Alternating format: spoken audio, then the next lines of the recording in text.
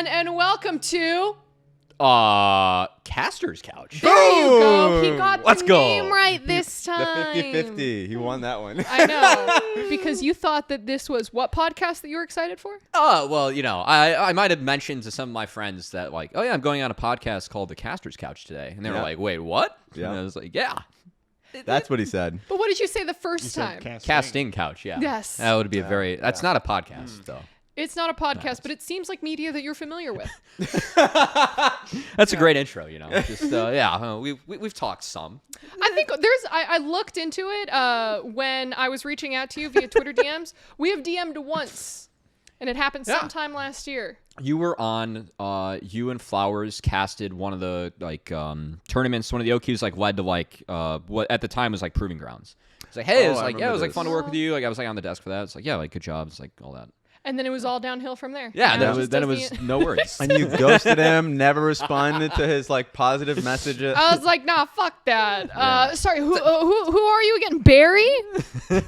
Barry? Teddy? I usually get Chubby, you know. Chubby? Yeah, Chubby's usually the one I get, yeah. Who the fuck would say that? Okay, well, he... Go 60 seconds. Was that 60 seconds? Are we good? Yeah, you're good, okay, you're good. Thank God, I just photo finished. That's actually the name that I would use for casting couch, you know. Chubby, yeah. That is, So we've got Cubby this week, a caster in the... What do you call it now? Because I used to just call it Amateur Academy. Well, because I've gone corporate, I have to say Challengers now. There it is. It used to be Academy. It still is, you know, it's NACL. But yeah, it's Salt League. It's still that. It's Yeah. Salt. We can't say that on broadcast. Really? My favorite thing about this is that it's the NACL is the abbreviation, but technically it's the LCS Challengers League. So there really just wasn't a lot of. They're like, we'll have a SALT abbreviation and we'll call it something completely different. You know? That was it. Yeah. Yeah. You know what? And we're going to talk about that a little bit later. But the first thing that we have to talk about is how Raz is a threat to Homeland security. Oh, yeah, that's interesting. Let me just say my entire trip to London was apparently not respected. Welcome back. So for anybody that doesn't know, went to London for MSI. Mm-hmm. First few days was fantastic. Enjoyed the time there. Loved the food in London. Not the British food, but the food in Britain. You know, the differences there is very important. There was a time where I had an opportunity. The Indian food is what you're saying. Yes, basically. There was Indian food, burgers, just any food that came in front of me. I just enjoyed it. Wait. They've got bomb Indian food in London? Yes. Really? Yes. London has some of the best Indian food in the world. Every time I've asked somebody that was in London, lived in London, it was like, Indian food. Now, is that because of some fucked up racist stuff in the past? I'm familiar with history, and there we go. I'm gonna think colonialism. You're the first one on the podcast to have any familiarity with world history, so congratulations. I know a bit about Gandhi, you know. Just a little bit. It was a little bit, just a So tiny bit. you're not wrong. He's that guy in Clone High. Yes. Yep. He's the guy in Civ that is gonna nuke you every time. Every opportunity. Yeah. So the first few days were great. Then I contracted COVID. Oh. So after that happened, I was in isolation for about 5 days. I kind of realized I had COVID without testing because I was just in excruciating pain all night. And the funny thing was, even before I had COVID, I couldn't sleep well. Mm-hmm. I was sleeping maybe a few hours, and then every time I slept, I was having nightmares. So let's just say the night were not doing well for me. And then when I had COVID, I was like, oh, I'm in pain. And I should have remembered to bring ibuprofen. So once everybody woke up, I was like, okay, could you give me ibuprofen or drop it off on my door? And then 5 days of isolation, I had to actually move my flight from the 9th to the 10th so I can actually have a positive or a negative test and feel good before I get the fuck out. So I was like, okay, the rest of this trip sucks. Just let me board my flight and leave in peace. That didn't happen. I actually thought I was in the best mood or mode in my life because I've never been to the airport as early as I've been this time around. 4 hours before my flight, I went to the airport. You know what happened? What?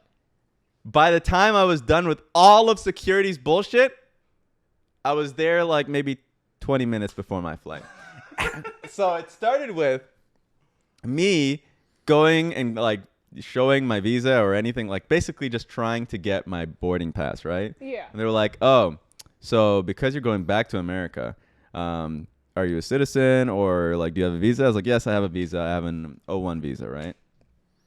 Here it is, and it's just like a stamp. And this, I've gone through this multiple times. As how you doing? There we go, just vibing. I don't know if the camera caught him, but we saw a little bit of okay, that. perfect, just a tiny bit. But I always get this confusion every time I go back to America because like the stamp on my passport is the visa, but what they oftentimes require is the approval notice of your visa because that has like the numbers that they can work with. But I always get confusing messages. So this is what's important. Is that I would either be told I don't need the approval notice and I just need to come in with the visa, or when I do come in with this, it's like, no, you do need the approval notice. And so like this time around, I had actually forgot to bring my approval notice and I just had my visa, which is my passport. And they were like, that's just the stamp though. And I was like, yes, but that's the visa. And also here's the phone of the approval notice because I actually still had it on my phone. Yeah. And of course, he was still fucking confused. So like that was a solid maybe 30 minutes of back and forth, like me going to the initial person at the reception and then them going to their supervisor. And then after a little bit of back and forth with their supervisor, then they call the representative from Homeland Security. Yes. Then they're like, yeah, just chill right here. Wait for a bit because the representatives from Homeland Security are going to be on their way. I was like, what the fuck is this? I was at Heathrow Airport. So I wait a solid maybe 15 minutes. 2 American women come and they're basically like just asking me a whole bunch of questions. I was like, these questions just didn't fucking seem relevant. I was like, where were you in 2018? I was like, 28. I was in China. Where is this coming from? It's like, it's on the passport, first of all. And second of all, why is this relevant? It's like, I'm trying to get my ass back to America. And so after like a bunch of questioning, and one of them was definitely not in a good mood, but I was holding my ground. I did not give a fuck. And then it probably lasted a solid 20 or so minutes. Ooh. And then after they were like, okay, you need the approval notice. I was like, yeah, I gave him the approval notice. It's like, whatever. Now it's completely done. And then I was like, talk to the supervisor. He's like, all right, it's all been cleared up. But I do need you to go back to the security section over there because like we just need you to do that first. And I was like, fuck me. Okay, fine. I'll go back. I went back to security, had to give them my vaccination, like basically showed them that I have vaccination and everything from the States. They're like, okay, perfect. You're good to go. Now go to the reception. Went to the reception. What's this visa again? Completely different receptionist. Did not fucking know anything. So I went literally back to step one. No. I was like, oh, fuck me. Look. No, I just talked to the people over there. The supervisor, if you know him, is like, I don't know who you're talking about. And I was like, God damn it. I thought I gave him a perfect description. I said, the black guy with the lazy eye. I said, your supervisor, the guy over there, that's the black guy with the lazy eye. I just said it. I was like, please, just like, there has to be one person in the airport that fits that description. He didn't know. So I was like, I just talked to Homeland Security. He's like, you just talked to Homeland Security? I was like, yes. They're like, I just told him like the 2 description of the person. I was like, were they with the gray vest or the black vest? I was like, the same fucking thing, man. Just please help me. And then so they had to call Homeland Security again. The person came back after like 10 minutes, pretty upset, obviously, because now they're being called twice for the same shit. And they looked at me and be like, I was like, don't fucking look at me like that. That's not my fault. Oh my God. So after that whole song and dance, which probably lasted, I think, 2 hours or something, I was just like, please free me from this fucking country. Like, I am begging you at this point to get me the fuck out. So then I go through security, like actual, security for TSA and everything. And then I get a random check. And I was like, of course I get randomly checked. Just like, fucking leave me alone, man. Get me out. And so finally I get to the preferred destination and I get out. I think now that I've mentioned 4 hours, I guess that doesn't match up. I think the reason why a lot of that time it was eaten up is because the trip from the hotel to the airport is like an hour 30. Jesus. Because like it didn't make sense when me and Mark first came to London because we were like, oh, like looking at Google Maps, it seems like it's a straight kind of like drive to our hotel. No. I don't know what the fuck is happening with the roadways there. There's apparently like some highways that are not usable for like cars that have like a certain amount of emission or something. Or because at the time there was like a coronation. It's like, no, you had to go all around the fucking city to go to the hotel, which was when we first got there, an hour and 40. So for whatever reason, the conditions improved a little bit. So it was an hour and like 30. So I was just like, yeah, my viewpoint of London was getting to London and like the near 2-hour drive to get to my hotel, which costed a solid £200. And then the bullshit that happened there. I had some fun, like the 3 days that I think it was on broadcast, and then the bullshit coming back. So London was great until it wasn't. Holy shit, Basically. dude. But now I know.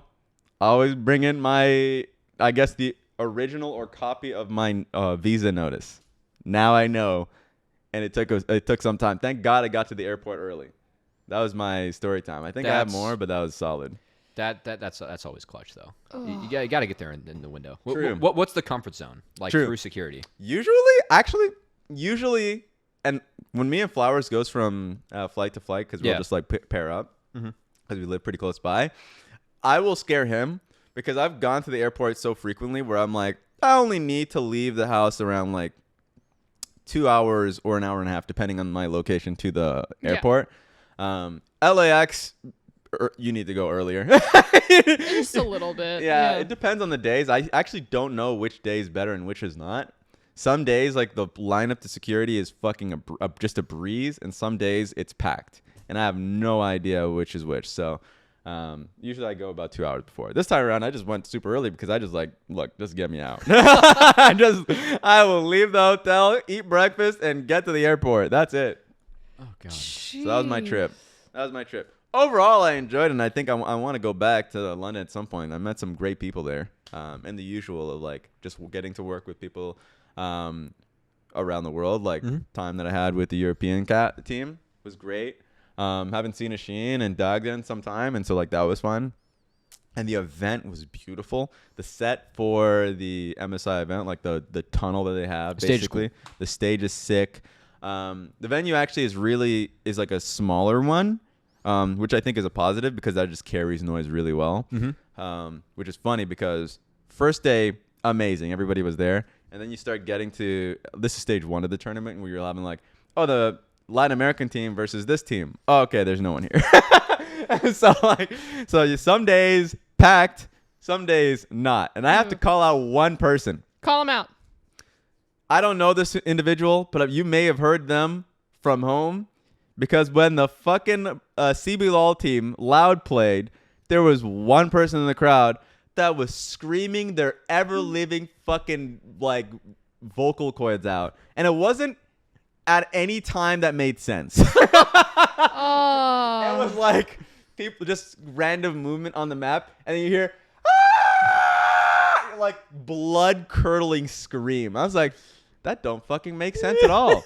And it just happened throughout the games. And I'm in my mind, I was like, only because of that person, I want the CBLOL team to leave immediately. Right?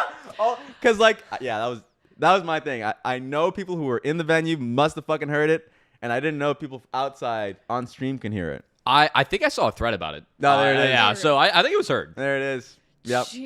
What are you supposed to do in that situation? Because I had a moment where like I was in a movie theater and there were two people talking. Yeah. So I do the normal thing and I kick their seat, right? Mm-hmm. And they stopped. But if they stood up and turned around, like what would happen, right? So at a League of Legends event, what would happen if someone's just sitting in front of you? They're cheering for like Cloud9 or something. You're a saddened TSM fan. I do this already. If I'm in a movie theater and someone is like either looking at their phone or talking or just like anything that's fucking annoying, I will just look at them. I'll do the gestures of like if someone is like having a conversation or their phone's going on, I'll be like, I'll just do this constantly and looking at them, like letting them know I'm fucking upset, but in the most passive aggressive way possible. I mean, a movie theater, it's like just fucking come on. Yeah. Like at least like a league event, like you're supposed to, like, that's true. Have some fun. True. I would hope that people have some fun, but odds of anything confrontational happening at a league event are close to zero. So I want to see something happen. You want to see a confrontation? I want to see confrontation because how the fuck do you expect people to care about the LCS or the LEC or any of these competitive league events if you don't care enough to stand up and smack someone in the face? That's true. What? Hey, the English Premier League, sometimes there are just bars that people go to before the game and they fight rival fans and then drink afterwards. That makes sense. I love that. That's so great just to get in a fist fight. What if me and Dinero just started punching each other in the middle of the FlyQuest Golden Guardians match? Well, were you drunk? My money's on Nick. I wasn't. What? I'm taking Nick every time. Yeah, Sorry. pretty much. I'm scrappy. No, you're not. I'm scrappy. Pounds matter in fights, you know. Yeah. I feel like he's got. Yeah, weight classes are real. Yeah, he's got a weight class on you. Okay, but he was so drunk that I could go, and he'd No, fall actually, over. that would empower him. That empowers him? Yeah, I'm pretty sure he gets stronger. He can't feel pain. That breaks all the barriers. Like hitting a woman, I can do that. So wait. So are you calling for proper hooligans in the LCS? Yes. Or in League of Legends, period? Yeah, in esports in general. I'm in. We need a low tier god in League of Legends, right? But he's not like I'm sure he would fight somebody if it happened, but he didn't fight anybody. In fact, I remember his feud with Viscount. This is a way back in the past. Yeah. But like that didn't turn into a fight. That was just a lot of shit talking in front of each other's faces, which is great. Which is also amazing. That was a small white guy, right? Yes. The small nerdy white guy that like shit on him. And then said, you're gonna have to get the taste of my balls out of your mouth. I forgot that quote. That was a good quote. I love the fact you remember that. That's what I want. And that's why I'm like kind of bummed that Tenacity is like, peace, I'm out. Because I feel like Tenacity, I think maybe Tenacity could mature into a spot where he'd be cool with shit talking people. He's already like, yeah, I would agree with that. Because he goes a little bit where he's all like, hey, you. And then he doesn't follow through. On Twitter, he's pretty fucking open. And like, he's not as open as he has in the past, which is a positive. Yeah. But like, for instance, when they beat TSM and then you see him like, he put out an image of his DoorDasher or something like that, and it was just like, Reginald is giving you your order. I was like, that's fucking great. That was really funny. That was perfect. I feel like Sven and Vulcan had like a lot of wins just like talking good smack. Yeah. This year. Yes. Like the whole Vulcan, like, Winston is my boy. Yeah. Like that was wild. Like, it really was. I fucking loved everything. That split was great. Sven not shaking a hand. Well, let's get more non-handshakes. That was perfect. Yes. But That's like the pettiness we need. But no one capitalized on it except for us. I feel like no one capitalized on the Sven handshake stuff. There could have been so much more content around it. I mean, I remember like walking up because like it was like one of the days that there was like the after party. Yeah. And I was like, dude, I don't know why you're getting beef. Like, who cares? It's like it's whatever. It was like it was like both people were like chirping. Like, I don't really care. And it was like you didn't have to apologize for that. It's like whatever. Yeah, I think this conversation's happened a lot, but it's just because the league is so, or at least teams are so polished. Same with the league, where it's like anytime there's some real genuine interaction with players or something that may put a player in a bad light, just conflict, any fucking conflict, they will really, really dampen it. If they're gonna do anything with it, it's not gonna be funny. Jan handled it well. Like he was fine with it. He was That's like, true. he doesn't have to apologize. Yeah. But that stuff's like Twitter, where the player can just say what their piece is, like if they feel comfortable doing so. But like in terms of like actually capitalizing on any kind of drama or like being willing to throw it out there, that's hard. Actually, I was just showing a friend last night because we were just talking about season 2, season 3 stuff with League, and I showed them a video of like the whole "Don't Condescend to Me" shit with Muffin Cutie and Wings of Death when Afremu was streaming way back. God. And it was just like them finishing playing threes, like ranked threes and Twisted Tree Line, and Wings of Death at the time. I mean, like I guess he rubbed Muffin Cutie the wrong way, and Muffin Cutie just went fucking off on stream, and that was hilarious. Like that was funny, but that obviously made the players look bad. And so stuff like that you can capitalize on and like run with, and everybody's streaming because obviously they're streaming to make money at the time. Oh yeah. And nowadays people don't need to fucking stream. Number one, because they make money as is, and then the orgs try to keep shit as refined as possible. Okay, you ready for my hot take? Here we go. Here's my hot take. Better be better than your last one. We'll talk about that that last one. All right. My hot take, this is a spicy take, right? Okay. With all the orgs already losing all of their big sponsorships and partners, they no longer have to care about brand safety. They should just go full fucking throttle. full fucking throttle, go crazy. They're trying to get sponsors.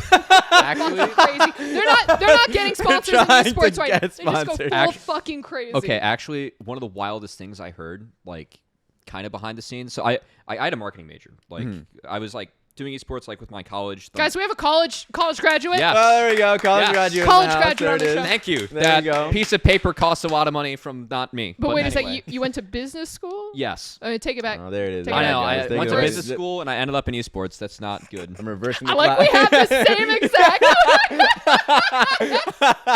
We're so fucking dumb. So I heard from one of like behind the scenes from like one of the teams that they had a 7% sponsor fulfillment rate. Like Ew. as a marketing team, Ew. which right. it's so that is like you have to fucking try to be that bad. Yeah. I feel like I don't know like what kind of deals are being signed because obviously you know if it's like all right we need like 4 videos a day like that can obviously like lead like a very low percentage but Yeah. I really want to believe like you have to try to not fulfill sponsors like that like 7% is brutal. So this is me talking out of my ass. I'm ready. Yeah. Is me talking completely out of my ass. Okay. But like, and I'm going to go back and relate with some of the G4 knowledge that I had because I've been out of LCS for a little bit, right? Okay. The deals that I remember people saying at G4 happening, like selling, like I'm going to make up a number here. Yeah. There you go. All right. Selling a sponsorship for like $500,000 and then being like, okay, cool. For this big sponsorship, we guarantee you 100,000 concurrent on Twitch for every stream that we have. Oh, that's not possible. Yeah. XQC doesn't even fucking have 100,000 concurrents every single day. They're just throwing numbers. But this is what sales teams are doing. They're going and they're saying like, hey, look at this one really huge and really great project. We can do that. Yeah. Give us all of your money. Yeah. Yeah, Over that's and over and that. over. That's how we create a bubble. No, that's That's And that's it's bad. Nice looking bubble. Yeah, I mean it's. How long it can last, I don't know. I mean, there's some holes being poked in a way. There it Yeah, it's been fun. Ian, Yeah. do you have any insight on Mr. Businessman? Ian is a businessman. A producer Yes. businessman. True. But he was saying some I'm stuff. so good at business, I do this show for free. So good. Is this an applause or a reverse applause? Yeah, for yeah, it's a little bit of both. Yeah. No applause. When we were setting up the other day, though, Ian had thoughts about esports. Do you want to share them? Uh-oh. I like some people in esports, so I don't want to like totally shit on the industry. Oh, Jesus so Christ. so maybe that's an over beer conversation. Okay. What the fuck do you have? Ian's about to just torch us. What's happening here? Sorry. I want to have a beer after the stream. now. Right, right. Actually, it This moved is down. this I'm, is what I'm not saying there's no value, but not all views are equal, right? Yeah. Yep. And there has been a lot of new information in media that has allowed people to more accurately determine what views are worth a lot and what views are not worth Okay. much. So pretty much like arguing that a lot of esports viewership is like second monitor, like background stuff, like more of that. A lot of that. Yeah. How much can those viewers spend? What Yeah. are they spending their money on? Yeah. Can you change their spending habits? Yeah. Things like that. No, that's interesting. I mean, one of the arguments I made, like when the LCS moved to weekdays, was like I remember when I worked, it was like I threw up games in the second monitor. Yeah. Like if it was a quieter like afternoon, you know, I had to go through some stuff at work. Like that's a realistic way to watch esports for me. That's how I watch every esport that's not league. Yeah. Second monitor. That's interesting though. Like my argument for that's always been if you can get 18-year-olds, like that is still the dream demographic where all the sponsors we have, it's if you convert an 18-year-old, like you get a sponsor, or you get a customer for life. So Yeah. like banks, credit cards, insurance companies, car companies, like the odds that you swap out of that moving forward is really it's difficult. Like it's a high swapping cost.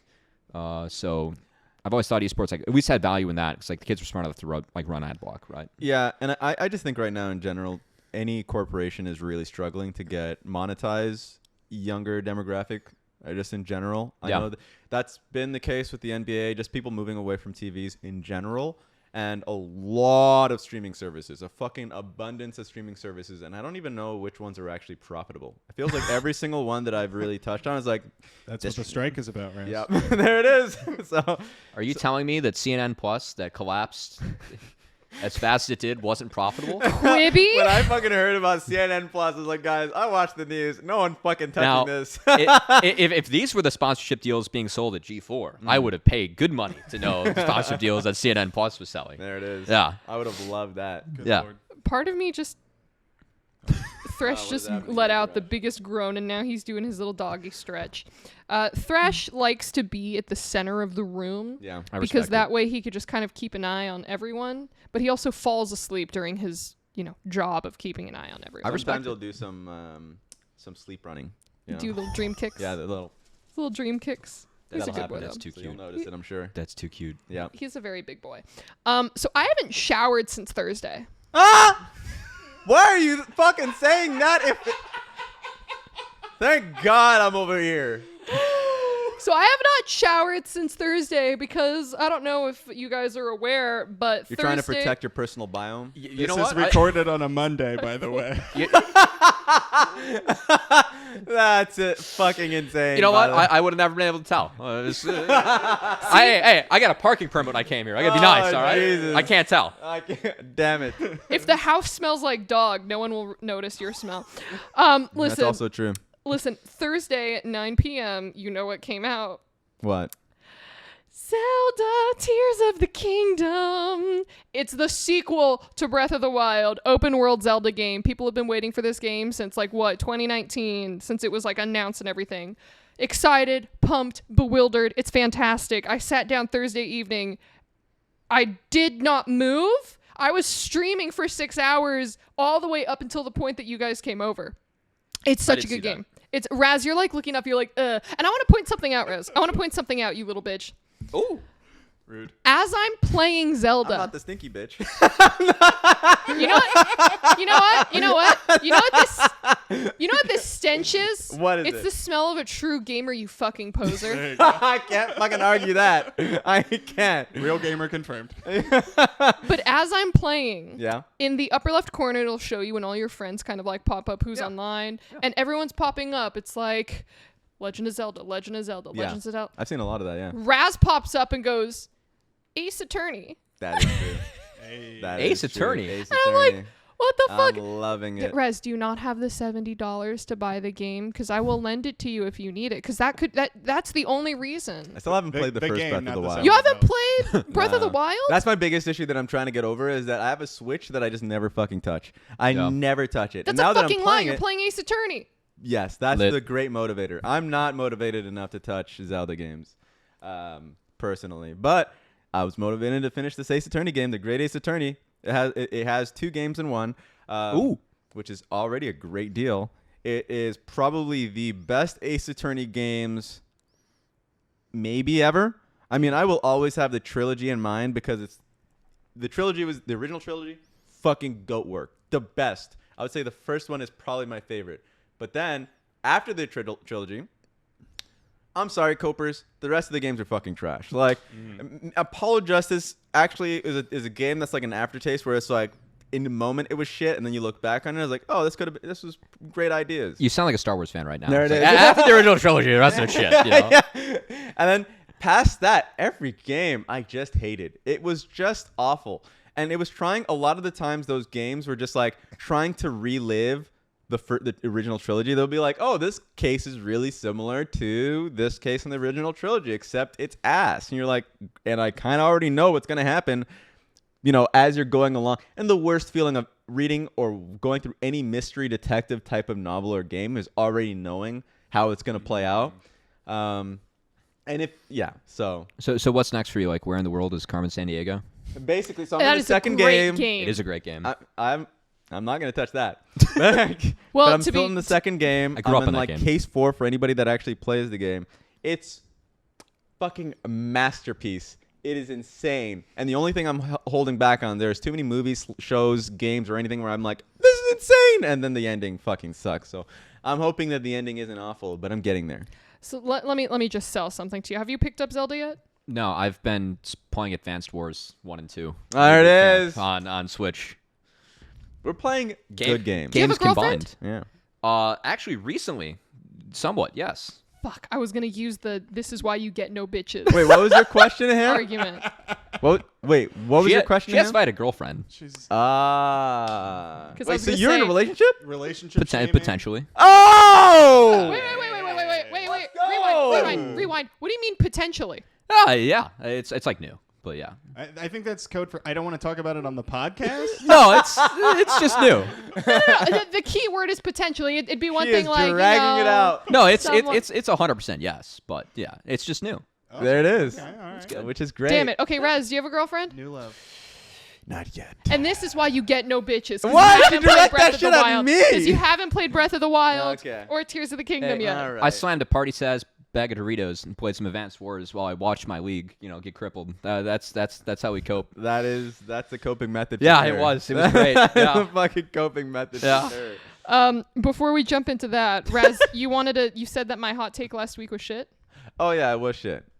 Talk about it. Okay, specifically, I don't know if this was last week or the week before. Yeah, let me reiterate my Okay. hot take. And I think people got confused by what I said with my take because Maybe I got confused maybe too. you got confused too. So last week on the show, you could go back, watch last week's episode. It was with Flowers and Mateus Portillo. Mm-hmm.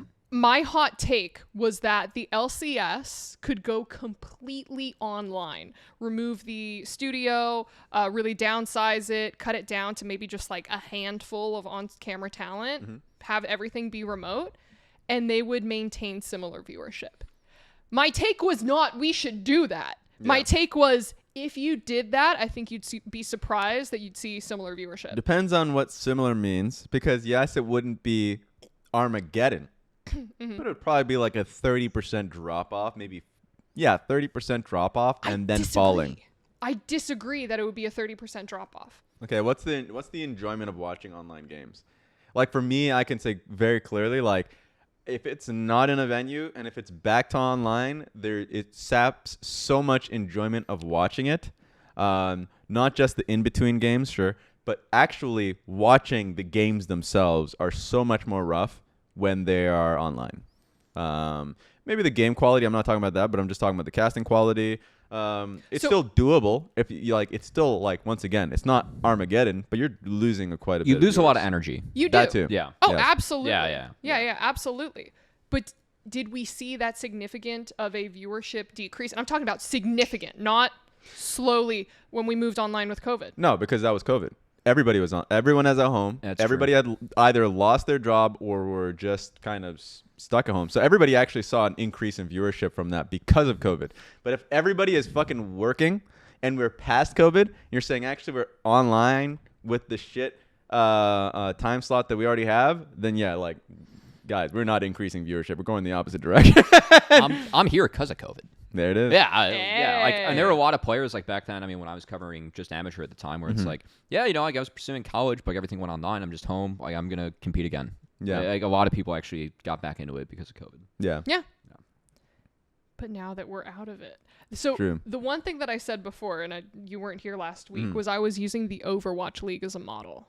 Because that's basically what Overwatch League did. Clearly, they fucking made a stupid decision by moving to YouTube exclusively. Oh, speaking of sponsorships, partnerships, and fake numbers, There it is. yeah. So I've said I know nothing. So I Sorry, can't real speak on numbers it, that but were I love submitted. it. Just how realistic. It was so Yes. stupid. As soon as Overwatch League came into the scene and I started hearing like, oh, cool, 20 million for a spot, and all of these big name people coming in to buy in because they're like, oh, getting into League of Legends, it's too late to try to do that. Let's try to get into Overwatch League. My kid is playing Overwatch League. My kid is playing Fortnite. How do we get into that and shit?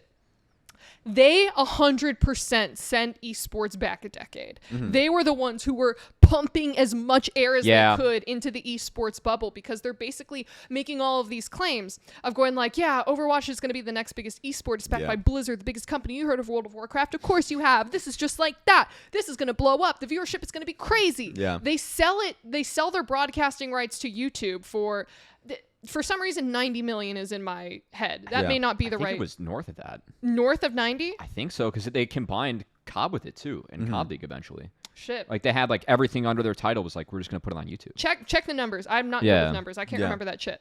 But they made that sale, and then of course everything that we knew, people in esports fucking knew, it all started crumbling. It all started falling apart. And this was even like, I was in college ESPN flew me out to their Bristol's offices to go meet with all of their like senior VPs and all these fancy people in offices. And they're like, now how do we get into esports? And I said, get into League of Legends, create your fan base there, expand to CSGO. Yeah. That should be your game plan. So funny tidbit way back behind the scenes, Disney, I talked to someone who also talked to Disney about this. Mm-hmm. They refused to get into CSGO strictly based off of it being terrorist versus counter-terrorist. Yeah. And they were like, we're done. Yeah. That makes sense. Yeah, a lot of people couldn't do that. But Collegiate, did you say? Uh-huh. What was it, collegiate or? No, this is like way back in, I heard it from like someone that was consulting in 16. Okay. Way back then. Yeah. So even all those ESPN offices people, they're like, okay, yeah, but we want to get into Fortnite and Overwatch. And I'm like, you're doomed. Don't do that. Mm. Even Fortnite, the competitive scene is like barely alive unless you're throwing huge influencers in there. Yeah. So Overwatch League absolutely doomed a good chunk of esports. Well, part of it became like, kind of a dick measuring contest between Activision Blizzard and Riot. Because like Riot, it's like, all right, we have a franchise league with $10 million plus slots where we're going to work with, like a lot of the partners that ended up coming in were basketball teams. Then Overwatch is like, all right, we're going to do the same with 30 million plus buy-ins, and we're going to get football owners to buy in. That's better than what you got with basketball. Yeah. I feel like the entire bubble, like each company kind of pushed each other to spend more and more money. And it definitely felt like that. I remember when I was in China at the time, 2019, I think it was. And I was talking to, I think it was like a media guy. I don't actually remember. He worked at RNG. He actually got me I worked with him quite a bit for like one separate thing, and then I got a chance to like go through the facility that they had in Shanghai. Mm-hmm.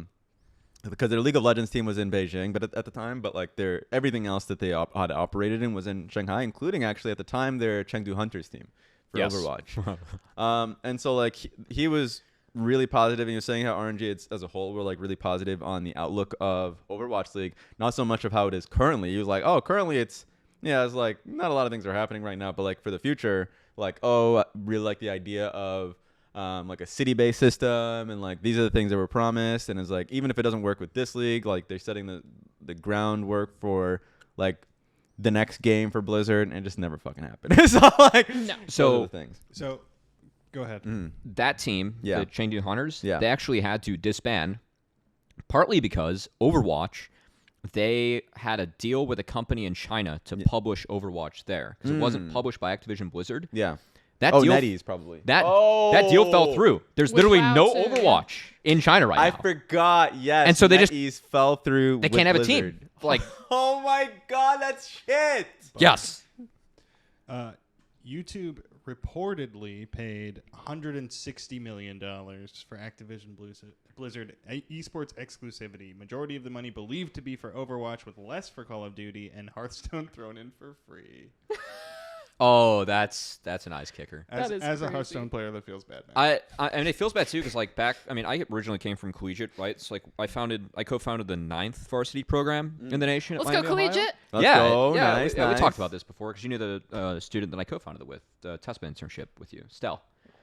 Yeah. So like Activision Blizzard back then was great too, because they would actually broadcast the collegiate games on their main channel and do interviews with the teams after they won. Mm-hmm. So that's insane. Yeah, because like our college saw that and they're like, holy shit, we get like 10K plus viewers, and they talk to our school. Yeah. They're on camera, so like they see like the arena we're in. They're like, we were showing this to like the higher ups, like, hey, look at all this exposure we're getting for the school. Like, can we get scholarships off it? Like, this is great. Yeah. And then when they went the YouTube thing, they also pulled all that under the rug, and they killed TESPA, which was great. So yep. Yeah. No. TESPA went bye-bye.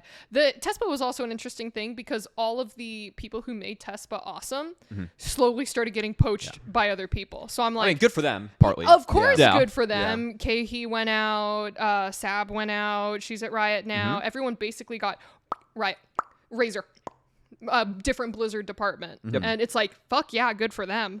But yeah, damn, collegiate. Raz, you need a haircut. Yes, I don't. Wait, you're telling me I need a haircut? You need a haircut. Oh, I love that that's your transition, and I could just make you feel bad. I think now. she's. make me feel bad? She's telling your sleep schedule you need a haircut. Oh my god. She is saying this because I had planned to get my haircut today, because I was like, okay, MSI is done. Let's get this beast under control, right? and it was meant for 9 a.m. and I'm an early riser, but since coming to London, that has not been the case, and I just was coping the entire time. I was like, no, I can wake up for this. No, I did not, and I got the text of like how I was a no-show, and I was like, no. The worst. So this is now the second appointment where either I've canceled it early or I guess I no-showed, and I had to like Venmo the person that owns the establishment money basically for if I were to get a haircut. How much? It's like $45. It's not like, okay. Look, thankfully the one benefit I get as a man is if I go get my haircut or anything, that costs a solid maybe $40 and I'm good. Whereas from what I've heard with women, what is it like $200 plus including you spend your entire fucking day there? No, it's gonna get colored. Yeah, my lady's good. Yeah. Oh, that's coloring. Okay. My hair, I go to my lady, and I should probably go in a few weeks. She just trims my hair. Okay, and that's it. And that including tip, because Yeah. I give her a good tip. It's probably like $140, $150. What? Still a lot. And keep in mind, she started with "My lady's good." This is a I good can't price. believe this shit. Well, she's I fantastic. could do that. She's really no, you can't. No, you can't. No, you can't. I could do that. No, you can't. Are you saying that you could do your job better than a woman because you're a man? I'm just saying, much like your shit take with the LCS. It's like I'm just saying. I don't think it's a shit take. It wouldn't be that bad of a drop off just trimming hair. You know, I would maybe not do it as good as her, but you would save a considerable amount of money. I'm going to show you a picture of me with a bad haircut. Spoiler alert, bangs. Oh, no. Subscribe to our Patreon to get that. There it exclusive is. Uneven. I want to do a shout out to all of our Patreon subscribers for a second. Okay, I'm ready for this. I'm fucking sorry. I should be uploading more content. I'm trying. I'm balancing, raising 3 children, Thresh, Raz, and Flowers. Oh God, of course. Ooh. It's multiple full-time jobs. It is just multiple full-time jobs that I am, working tirelessly on. I will update more stuff. When Flowers finally gets back, I do have more Patreon content that not you. Not you. These Not are you. like, But, I'm just. I'm interested. we got Patreon content that is coming up. We'll announce that shortly. We just need all of my children to be in the same room again. But yes, if you Yeah. are subscribed to the Patreon, thank you so much. More content will be coming soon. Also, for all you Patreons out there, continue to support me and Flowers because it seems like her attempt at replacing us is not looking good. All right, look, I'm just saying the prospect of the LCS is already kind of looking a little dim, and then you pile that on with the fact that she is now replacing us with her G4 friends while we're gone, just seeing if the quality is a little bit better, and it seemed maybe a little bit too good. So It did well, Raz. I'm just saying. Hey, no, they're just- Why can't you share your takes? I was about to say insane takes. Your takes and exposing G4 when we're here. Because, okay, Raz, listen, and I'm going to let everyone in on this. Why do you think that I keep trying to drop hot takes? Because it gets clicks, you get clickbait, you get views. You can do that when we're here. Save our jobs. Okay. I'm just putting that out there. This is a volunteer operation. So All right. You know what? Fine. Let's drop a new take. Uh-oh. Let's talk about the superior race. Whoa! Well, you're already outnumbered, all right, Ian? Yeah, I sorry. think you just kind of got shit on yeah, there. we're determining it by vote, right? Plus, you're not even a single race, so you're already losing out on that one. Your own body can't decide. I was talking about marathons. 3,000 meter steeplechase for the win. Of course. Easily the best. Cubby, race. do you have a take in this one? I love marathons. They're great. It was founded by the Greeks, Cubby, how does it feel to be our Oh no! how does it feel to be our diversity hire? Yes. You can say this. The Wi-Fi password at our place is called the token minority because There I'm you the go. only. There it is. Yeah. There it is. That's what I like to hear. Yeah. That's beautiful. So I'm just back at home. Yep. Yeah. Normal for Matt. Yeah, this is normal. Fucking love this. Amazing. We brought you on here for more than just Just discovering tokenism. that my humor might align more with yours than you originally thought. Yeah. There it is. Yep. No, one of the things that I wanted to talk about as we were talking about crazy hot takes and all that shit. So the NACL, or what I learned recently, is the Challengers or Academy League. Yeah. When did Academy turn into NACL? This last split. Fuck. She's lost. Look. I mean, I was explaining the branding earlier. It's a little confusing for us too. Yeah. Why did they do that? Did they like combine something? Did they? Yes. So the league changed. Like how it worked last year was there were the 10 franchised orgs that were in the league. Yeah. And that was Academy. So what happened this year is they expanded it to add 6 provisional teams. Okay. So those teams, there was an application process. LCS got first dibs, so they had 3 teams that were in there. There were like third teams. And those actually competed in the league and also were vulnerable to promotion and relegation. So the bottom 4 teams out of those 6, they had to play in a promotion relegation tournament, and 3 of those teams got relegated. All the LCS affiliates got relegated. Did FlyQuest get relegated? Yes. Yeah. Your team sucks. Yeah, it was not the best. You know, I'm gonna talk to him. Yeah. Oh, yeah. Well, give him the speech. Maybe you should have done that before they got relegated. Maybe if you gave him that speech. Actually, no. The fact that they had a fighting chance because you didn't give them that speech. I'm just putting that out there. Yeah. Okay, so the news that was dropped last week, and Cubby, I feel like you may be the expert on this. Do you want to explain the news that was dropped? So pretty much the owners voted behind the scenes, and Riot agreed to push it through that Challengers teams are no longer required for franchised orgs. So in the past, it was actually part of the original franchising agreement that Academy or the secondary league would exist, and everyone would field teams in it to try and promote talent within the ecosystem. That's no longer a requirement. So teams now have the option of whether or not they want to field a team. Also, it was part of the Players Association agreement that those players would have had to be located in California. Therefore, they would have had to have the California minimum state wage. That was always the Academy minimum. That's no longer required either. So players can now be remote, as that is more cost-saving measures for teams. Yeah. So it's pretty shit. I will say it's not good. It's not good. Are you ready for my Debbie Downer take? Oh, yeah. You I hit mean, the take and then, I've had all the Doomer takes flying through. So, I mean, like, when I heard that, my first reaction wasn't like, oh, no, the young North American scene. Where will we have our talent pool now? My reaction was just kind of like, wow, they finally got it done. Yeah, it's they've true. been trying to get this It's done true. for such a freaking long time because let's be honest. Look at the orgs and some of the rosters that they're fielding right now. They don't fucking care. What would make you think that they would care about Academy? Something that gets you like 0 views, 0 bitches. So it's funny enough. This is the thing that pisses me off the most, and I want to hear your take on this. Yeah. There have been so many teams that have benefited from Academy, that have just kind of like shit on Academy the entire way. So today, you actually commented on this. It was already confirmed that TSM had already sacked their Challenger League team. They're like insta-sacked. And we kind of expected that to happen with how they've been trying to do it for a long time. When they're a team that benefited greatly from it. I remember when, sure, they couldn't keep him. That's their own problem. Spica came up through that system. And of course, they brought him up during the time in which they had Double Lift and Bjergsen. But when they lost him, like, he was actually a mainstay player. And that was through their system and Academy. Tactical came out of it, and they didn't actually ended up being the one to field him initially. It was actually Team Liquid initially. But, like, they have had, even though they have fought it along the way, like, every step of the way, they've benefited quite a bit from it, and then just weren't able to retain that talent because they didn't value it. So they were a team that constantly pushed it away, and then have actually currently benefited from other teams' challenger process because they have Chime. Yeah, they got Chime. So they had Chime. They had Neo for a little bit. I'm interested in what's going on there. They had Tomo. So it's like they're currently in a system in which they're now starting to benefit from other challenger teams.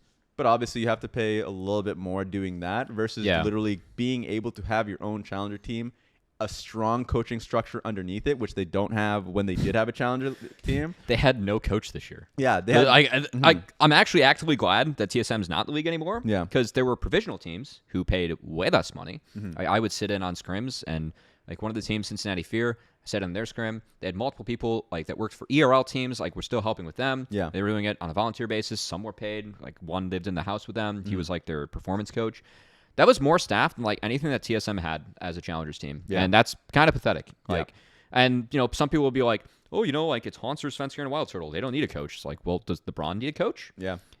What if LeBron didn't have a coach? Like, that is it's still a big deal. Like, you were at a competitive disadvantage compared to everyone else around you. So, yeah, it was kind of BS. But, yeah. So, and that was a small example where teams like Immortals benefited greatly from having a challenger team. The same could be said about, of course, Golden Guardians. I mean, Golden Guardians right now as a team kind of benefited a little bit. I mean, who he's on the stage when he went through. Stixay is a great example of it. Like, he found that drive to play the game again through coming through Academy again. So a lot of the lower tier teams like Dignitas is a team that constantly benefits from it. That will probably be the team because they were already the team that was like cutting costs to start with. Yeah. That will not want to have a Challenger League team. Yeah. So it's like, I love the fact that the the LCSPA came out and said that 50%, I think it was over 50%. It's 26 out of 50, if all the rumored rosters are correct. 26 players out of 50 came out of the Challenger League. But it's per usual, a lot of the ownership will believe that it's like, oh, like we want to get the benefits of players in the Challenger League process, but we don't want to go through the trials of paying for them to begin with. So it's pretty shit, and I don't think they understand what the next few years are going to look like for them when doing this. But do you think that they care about the next few years if everyone's just trying to downsize? I don't think any team really cares about long-term goals. I'm not going to lie, which is the failure of franchising.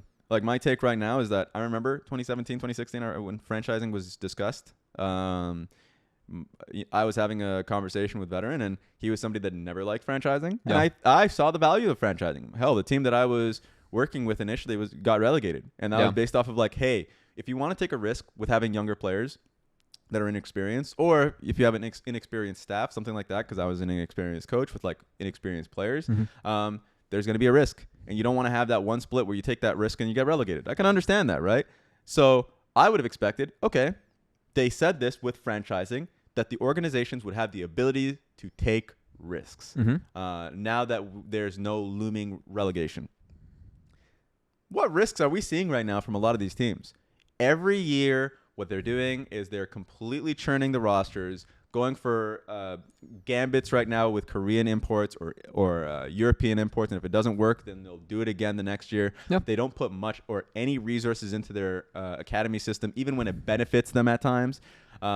And so you're now looking at it and you're like, okay, so now you're scrapping Challenger League teams. A lot of your teams are not going to be, it's not going to be relied upon. What's the benefit of franchise? Like, what's the benefit of the scene of franchise? If you're no longer allowed to promote teams into the league, so there's no incentive for organizations like third-party organizations to come in. That's a big thing. So there's no incentive to come in because right now you're not expecting Challenger League to be a cost runner. Like, you're not going to get much benefit incentives to be in the Challenger League right now. But you're shouldering a lot of the burden. And for the teams that are right now in the LCS that will cut the Challenger League system underneath them, it's like, okay, what are they giving the league itself? Right now, not a lot. And some teams, literally nothing. In fact, they're just being given resources and giving nothing back to the system. Yeah. So I think the franchise has turned into a bad deal. I just want to point something out before you jump in here. Let's talk about one team that is taking risks, that is pushing the norm, okay? Let's talk about FlyQuest. Biggest risk ever, hiring Ovilee May as a content creator. Let's do a shout out for them. Risk takers, right there. Shout out for FlyQuest. I will say this, and I sound like a shill. FlyQuest, they do care about their roster. They're the entire crew, Nick Fan, GM, like I have faith in them, which is exciting, but I feel like when I look at the rest of the league, I get sad. It's tough because I mean I'm talking with, a lot of GMs and people in the space right now, and pretty much everyone, like, in the next few days, they need a decision by Wednesday. We're recording this on Monday. And everyone's like, I'm just like, the rules changed. I have to do my due diligence and like go to my management and be like, all right, here's everything we could do, and here are the costs of that. And it's like, what do they sign up for? And I think that one of the things, like you hit on, is, orgs have been trying to get rid of this for years. But the reason that happened now is because of the economics of it. So, like, one of the reasons that we didn't see a ton of talent get promoted, and what has been talked about a lot of times, is contract jail. You would have buyouts north of $500K for salaries, north of $300K for academy players, and it was actually cheaper to go get imports. Like, the market bubble they created for themselves made it actually cheaper to go to a Challengers League team in Korea and be like, all right, like how much is it for this player? Yeah. And that's part of the reason why it's now been decided now. Like there was an emergency vote because guess what? Buyouts for some LCS players this split were 0.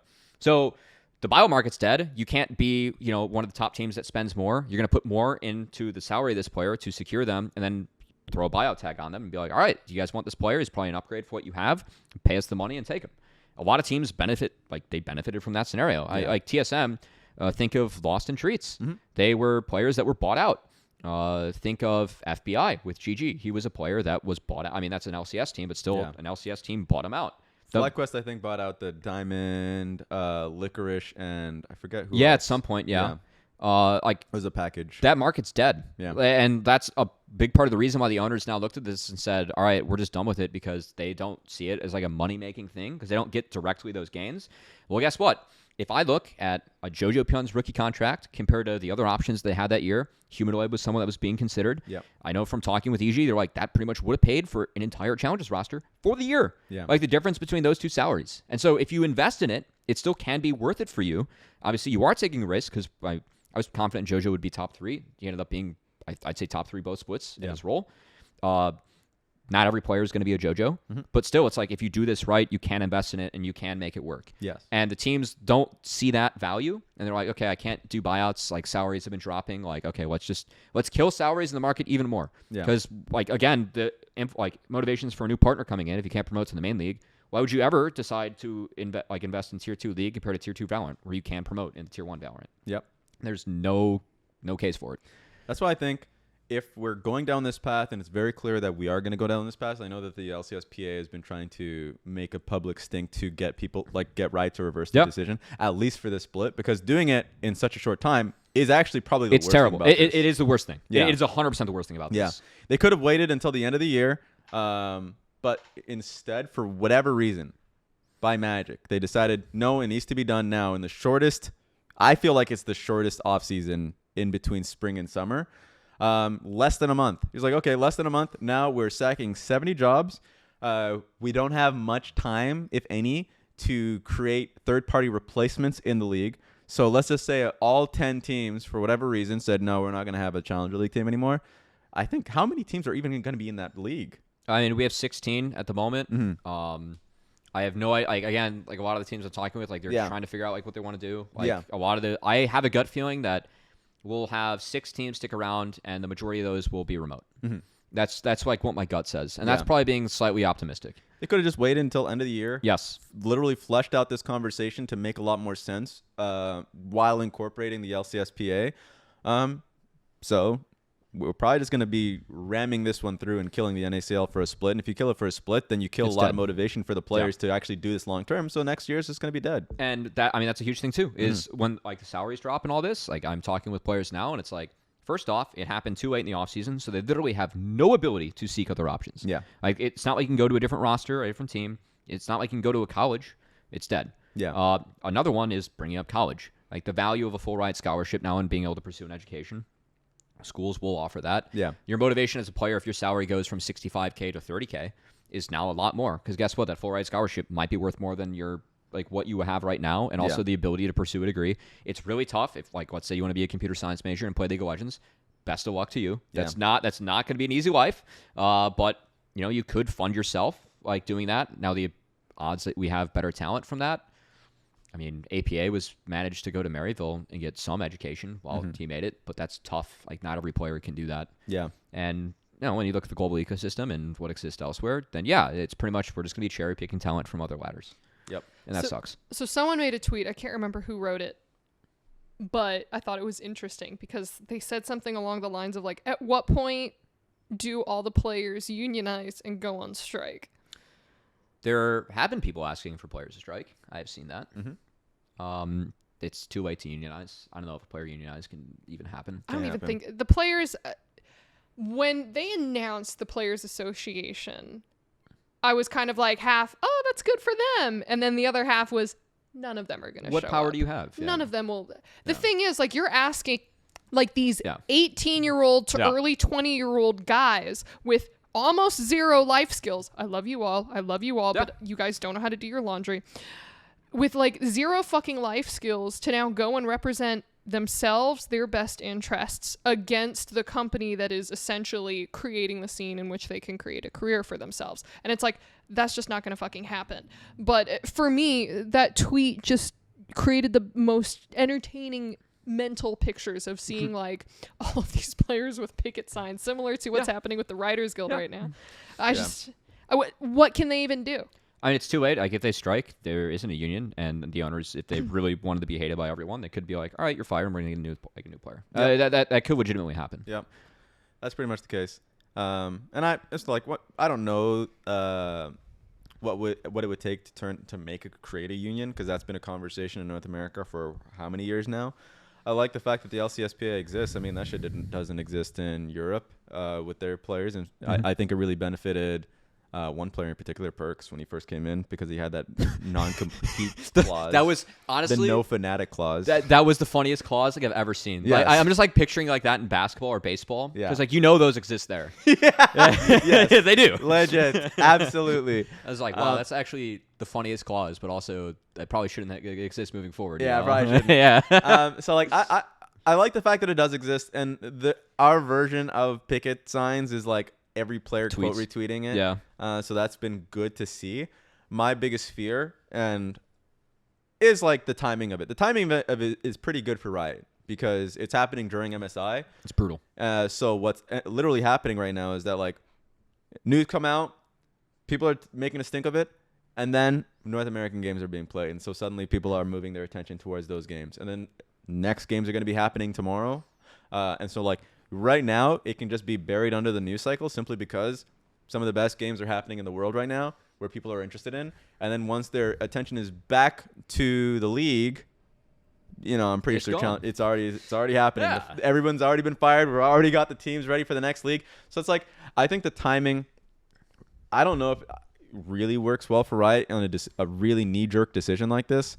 And that sucks. So I think it's good to see people continuing to tweet about it. I think the LCSPA updating it when each team is fucking firing their players. I saw the TSM one today, and I was like, okay, that's good that they're doing this. Yeah. Because I'm genuinely interested in which teams stay. Because even though I kind of flamed all teams, I think it's natural to do that. But there are some teams that have like put in a lot of great work in Academy/Challenger League.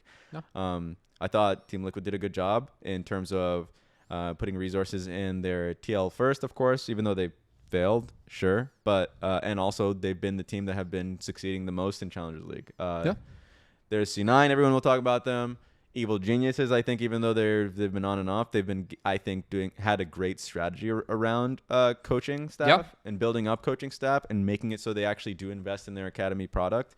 So there are teams that put in effort, and I think I hope those are the teams that stay.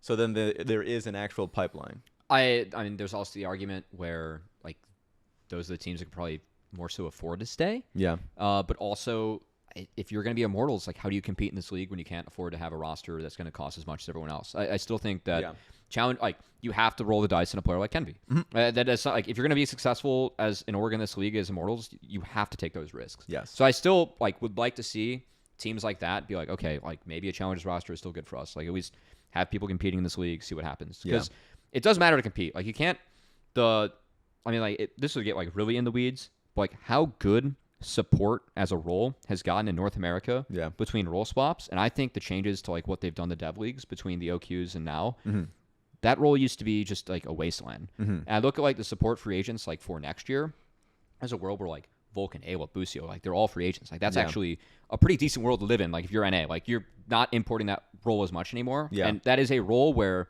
it is a completely different role to play in solo queue versus a like competitive game. So the league existing is good for talent development. I mean, still in the first place, and it will, but just how?